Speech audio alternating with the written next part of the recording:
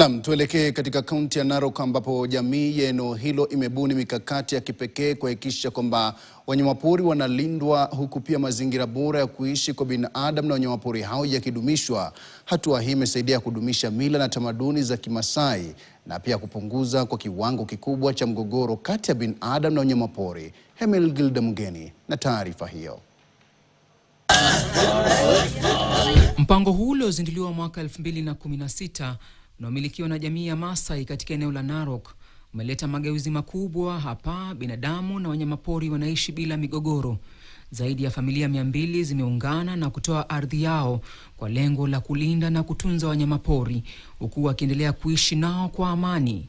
Indigenous people can do great things with the support of our county government, our national government and the global community. All right.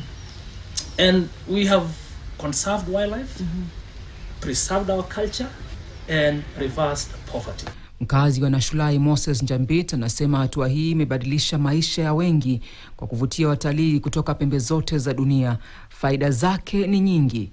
Watoto sasa wanapata nafasi ya kwenda shuleni huku familia zikifaidika na kipato cha kutosha. At the end of the month they are able to earn an income because the conservancy basically pay lease fees to lease the land from individual members into a collective. So each family member earns an average of between 10,000 shillings depending on the size of land all the way to even 35,000 shillings. Aidha, utamaduni wa Kimasai umeendelea kuheshimiwa ingawa mila zilizopitwa na wakati kama ile ya vijana kuua simba ili kudhihirisha ujasiri wao zimeondolewa, jambo lenye manufaa makubwa kwa binadamu na wanyamapori kwa jumla. Wazee wa jamii ya Kimasai sasa wameunda baraza la kusimamia utunzaji wa wanyamapori na kuhakikisha wanaovuna wasipopanda wanaadhibiwa, ikiwemo kuwachukulia hatua wanaojihusisha na uwindaji haramu.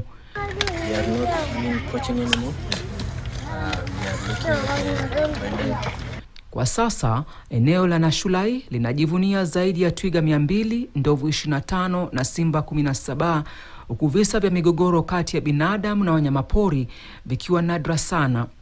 Gilda Mugeni, KTN.